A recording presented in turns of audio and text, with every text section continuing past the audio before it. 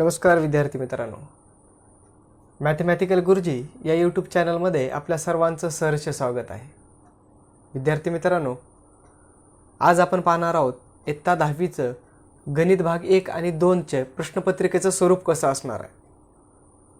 त्या अगोदर तुम्ही जर या चॅनलवर नवीन असाल तर आताच आपल्या या चॅनलला सबस्क्राईब करायला विसरू नका. त्याबरोबरच बाजूचं जे बेलचं बटन आहे ते पण दाबा, जेणेकरून मी अपलोड केलेले प्रत्येक व्हिडिओ आपल्यापर्यंत लवकरात लवकर पोहोचतील.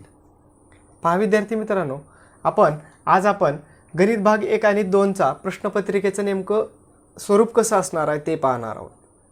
कोणतीही प्रश्नपत्रिका सोडवण्याच्या अगोदर आपल्याला प्रश्नपत्रिकेचं स्वरूप माहिती असणं आवश्यक आहे. स्वरूप माहिती असेल तर प्रश्नपत्रिका कशी सोडवायची किंवा उत्तरे कशी सोडवायची याचा आपल्याला अंदाज येऊ शकतो. जर माहीत नसेल तर आपल्याला ऐन पेपरमध्ये गोंधळ निर्माण होऊ शकतो. विद्यार्थी मित्रांनो, आपली इयत्ता 10वीची बोर्ड परीक्षा खूप आता जवळ आलेली आहे. त्यामुळं गोंधळून न जाता हा व्हिडिओ अत्यंत महत्त्वाचा आहे. तो अत्यंत बारकाईने लक्षपूर्वक पहा, तुम्हाला नक्की समजेल. चला तर मग पाहूया इयत्ता 10वी बोर्ड परीक्षेचं गणिताचं प्रश्नपत्रिकेचं स्वरूप कसं असणार आहे. पहा विद्यार्थी मित्रांनो, इथं आपल्याला प्रश्न क्रमांक, प्रश्न प्रकार, गुण आणि विकल्पासह गुण. पहिल्यांदा आपल्याला हे माहिती असायला पाहिजे की एकूण गणित भाग 1 आणि गणित भाग 2 असे वेगवेगळे 2 पेपर असतात. गणित भाग 1 हा 40 गुणांसाठी म्हणजे 40 मार्कांसाठी असतो. त्याच पद्धतीनं गणित भाग 2 हा 40 गुणांसाठी एकूण 80 गुणांचा गणित विषयाचा पेपर असतो आणि 20 मार्क हे प्रॅक्टिकलचे असतात. हे आपल्याला माहिती असायला पाहिजे. मग प्रश्नपत्रिकेचं आराखडा म्हणजे स्वरूप कसं असणार आहे, म्हणजे प्रश्न पहिला काय असणार आहे, प्रश्न पहिल्यामध्ये ए बी आहेत, बीट उपप्रश्न आहेत, त्यामध्ये काय असणार आहे, या सर्वांचा अभ्यास आपण आजच्या व्हिडिओमध्ये पाहणार आहोत. तरी व्हिडिओ स्किप न करता व्यवस्थित लक्षपूर्वक पहा विद्यार्थी मित्रांनो, आपल्याला एकूण इयत्ता 10वी बोर्ड परीक्षेसाठी एकूण 5 प्रश्न विचारलेले आहेत. गणितामध्ये गणित भाग 1 आणि 2 मध्ये एकूण 5 प्रश्न विचारलेले असतात. पहा इथं प्रश्न पहिला ए असतो, बहुपर्यायी प्रश्न सोडवा. हे 1 गुणाचे प्रश्न असतात. एकूण 4 प्रश्न असतात. बहुपर्यायी प्रश्न किती असतात? एकूण 4. त्याच्यामध्ये गुण असतात त्याचे 4, म्हणजे 1 गुणाला 1 प्रश्न असे असतात आणि विकल्पासह ते असतात 4 गुणांसाठी. इथं काय लिहायचं असतं आपल्याला? प्रश्न पहिला ए मध्ये बहुपर्यायी प्रश्न म्हणजे थोडक्यात रिकाम्या जागा असतात. त्या रिकाम्या जागा आपल्याला 4 प्रश्न विचारलेले असतात. 1 प्रश्नाला 1 गुण, या पद्धतीने 4पैकी 4ही सोडवायचे असतात आपल्याला. त्यामुळं व्यवस्थित हे हातचे गुण आहेत आपले, व्यवस्थित जाऊ द्यायचे नाहीत. त्यामुळं हे जे स्वरूप आहे ते तुम्ही पाठच करून ठेवा. आपल्याला त्या पद्धतीनं प्रश्न मग कसे सोडवायचे ते आपल्याला त्या सुटसुटीतपणा येतो.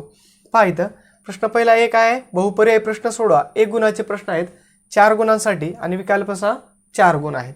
प्रश्न पहिला बी आहे, 4पैकी 4 उपप्रश्न सोडवा. हे इथं पण 4 असतात आणि 4 सोडवायचे असतात, म्हणजे एका प्रश्नाला 1 गुण, असे एकूण 4 गुणांसाठी प्रश्न आहे आणि विकल्पासह सुद्धा 4 गुण. आता प्रश्न पहिला बी मध्ये काय आहे? थोडक्यात आपल्याला जसे एका वाक्यात प्रश्न असतात त्याच पद्धतीचे प्रश्न इथं आपल्याला प्रश्न पहिला बी मध्ये असतात. ते प्रश्न आपल्याला खूप काळजीपूर्वक सोडवलं तर आपल्याला इथं 4पैकी 4 प्रश्न आपल्याला पूर्ण सोडवायचेच असतात. आता इथं पहा प्रश्न दुसऱ्यामध्ये ए आणि बी असे उपप्रश्न असतात. त्याच्यामध्ये प्रश्न दुसरा ए मध्ये 3पैकी 2 असतात आपल्याला सोडायचे. कृतीवर आधारित प्रश्न असतात. काय असतात? 3पैकी 2 कृती असतात. ते आपल्याला किती सोडवायचे असतात? 2. कृतीवर आधारित 2 गुणांसाठी हा प्रश्न असतो. 3पैकी 2 सोडवायचे असतात आपल्याला. 2 गुणांसाठी हा प्रश्न आहे. एकूण 4 गुण आहेत. किती सोडवायचे आहेत आपल्याला? 2 कृती सोडवायचे आहेत. कृती पूर्ण करा. इथे डब्बे म्हणजेच बॉक्स दिलेले असतात.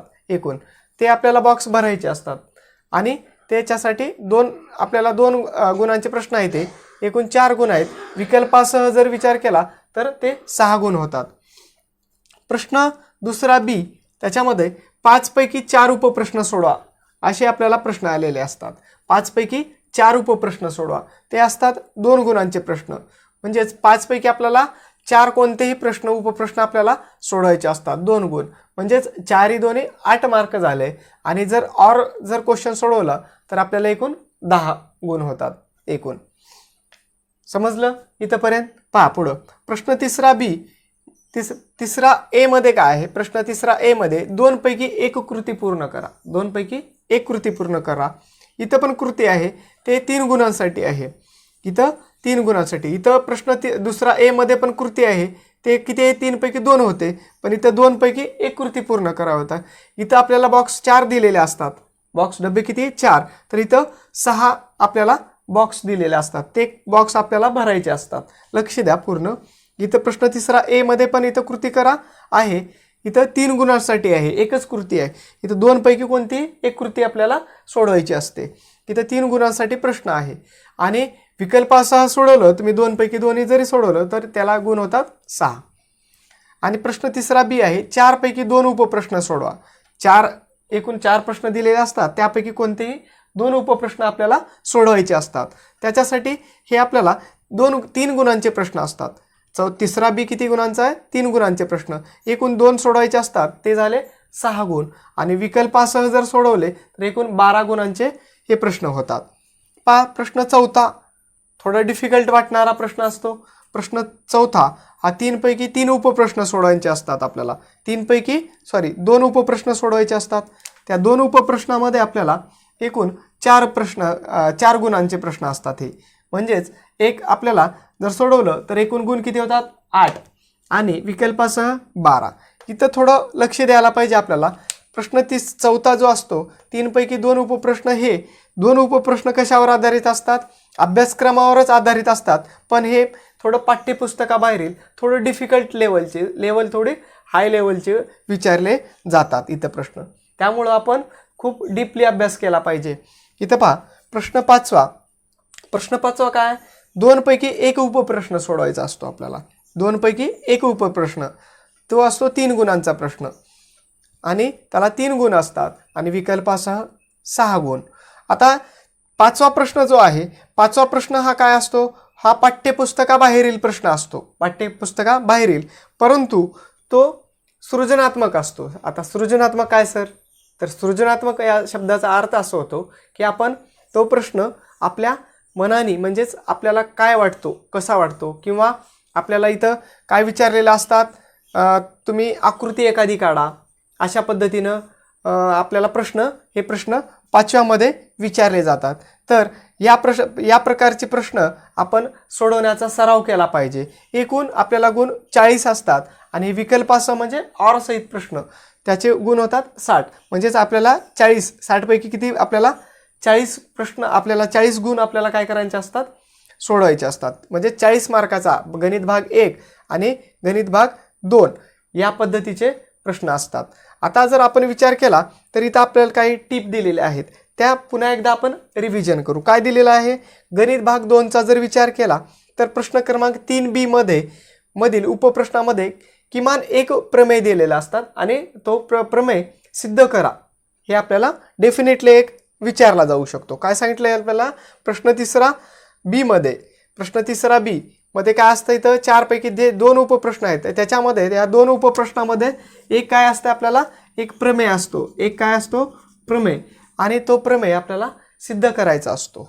आणि त्याच पद्धतीनं प्रश्न क्रमांक 4 मधील प्रश्न क्रमांक 4 मधील जे 2 उपप्रश्न आहेत, त्या तो जो प्रश्न आहे तो पाठ्यपुस्तकाबाहेरील प्रश्न असतो. बरोबर? पाठ्यपुस्तकाबाहेरील या शब्दाचा अर्थ काय? पुस्तकावरच आधारित असतो, पण आपल्याला थोडंफार चेंजेस करून थोडं डिफिकल्टी त्याची क्वेश्चनची आपल्याला वाढलेली दिसते इथं प्रश्न क्रमांक 4मध्ये. तर आणि इथं एक दिलेलं आहे आपल्याला आणखी एक, की प्रश्न क्रमांक 5वा जो प्रश्न आहे त्याच्यामधील जे उपप्रश्न आहेत ते पण पाठ्यपुस्तकाबाहेरील असतील, पण सृजनात्मक असतील. आत्ताच आपल्याला सांगितलेलं आहे की सृजनात्मक म्हणजे काय? एखादी आकृती सोडवा किंवा एखादी आपल्याला नवीन तुम्हाला काय वाटतं त्या प्रश्नाविषयी, किंवा आपल्या मनाने सोडायचे, आपल्याला ते कुठेही पुस्तकामध्ये सापडणार नाहीत. या पद्धतीची जी प्रश्न आपल्याला प्रश्न क्रमांक 5व्या मध्ये पाहायला मिळतात. या लेवलचे जर आपल्याला प्रश्नपत्रिकेचा जर स्वरूप माहिती झालं तर आपल्याला गणित भाग 1 आणि 2ची प्रश्नपत्रिका सोडवण्यासाठी खूप सोपं जाईल. पहा विद्यार्थी मित्रांनो, माझ्या जवळ काही गेल्या वर्षीचे काही प्रश्नपत्रिका आहे 2014ची. त्यामध्ये सुद्धा आपण जर पाहिलं प्रश्न तिसरा इथं काय सांगितलं आपल्याला, प्रश्न तिसरा बी. इथं जर पहा प्रश्न तिसरा बी, इथं पण आपल्याला हा गणित भाग 1 मधला आहे, बीजगणित भाग 1 मध्ये प्रश्न तिसरा बी. इथं आपल्याला पुस्तकावरले चाललेले आहेत गणितामधले, गणित भाग 1 मधले. आणि 2चा जर विचार केला तर थोडी डिफिकल्टी लेवल पहा. इथं प्रश्न तिसरा बीचा जर विचार केला, हा प्रश्न तिसरा ए, ही 2024ची म्हणजेच गेल्या वर्षाची प्रश्नपत्रिका आहे आपल्याला बोर्डाची. प्रश्न तिसरा बी मध्ये आपल्याला कोणतेही 2 उपप्रश्न सोडवा, एकूण 6 गुण दिलेले आहेत इथं. आणि इथं दिलेले आहेत खालील बिंदू एकरेषी आहेत की नाही ते ठरवा. त्यानंतर त्रिकोण ABC समरूप त्रिकोण LMN, त्रिकोण ABC असा काढा की AB बरोबर 5.5 सेंटीमीटर. तो तुम्ही पाहू शकता गेल्या वर्षीचं जर प्रश्नपत्रिका पाहिली तर. त्यानंतर इथं पण दिलेले आहेत त्रिकोणाच्या एका बाजूला समांतर असणारी रेषा त्याच्या उरलेल्या बाजूंना भिन्न बिंदू छेदत असेल तर ती रेषा त्या बाजूने एकाच प्रमाणात विभागते हे सिद्ध करा. पहा आत्ताच आपण म्हटलं एखादा प्रमेय येऊ शकतो प्रश्न तिसरा बी मध्ये, इथं पण प्रमेय आलेला आहे. त्यामुळं विद्यार्थी मित्रांनो लक्ष द्या, प्रमेय हे लक्षपूर्वक सोडवत चला तुम्ही. आत्ताच प्रमेय हे पूर्ण ध्यान लावून मन लावून आपल्याला अभ्यासक्रम हा पूर्ण करायचा आहे आणि पाठ करायचा आहे. ते प्रश्न चौथ्यामध्ये काय दिलेला आहे आपल्याला, 2 पैकी 1 प्रमेय आपल्याला इथं असतोच. त्यामुळे गेल्या वर्षी सुद्धा आपल्याला हे पहा 2024च्या प्रश्नपत्रिकेचा जर आपण अभ्यास केला गणित भाग 2चा तर इथं आपल्याला एक प्रमेय विचारलेला आहे आणि ते सिद्ध करायला सांगितलेलं आहे. या पद्धतीनं जर आपण थोडंसं नियोजन केलं तर आपल्याला नक्कीच या प्रकारची जी प्रश्नपत्रिका आहे ते आपल्याला नक्कीच सोपी जाऊ शकते. विद्यार्थी मित्रांनो, आपण यापुढे आपण गणित भाग 1 आणि गणित भाग 2चे सराव संचावर आधारित प्रश्न सोडवणार आहोत. पण त्या अगोदर तुम्ही आत्ताच या चॅनलला सबस्क्राईब केलं तर ते प्रश्न तुम्हाला पण सोपे जातील. एकदम सहज आणि सोप्या पद्धतीने मी सोडवण्याचा या आपल्या माध्यमातून प्रयत्न करणार आहे. तरी तुम्ही या चॅनलला नक्की सबस्क्राईब करा. यापुढील व्हिडिओ आपण सराव संचावर आधारित बनवणार आहोत. तर भेटूया पुढील व्हिडिओमध्ये. धन्यवाद.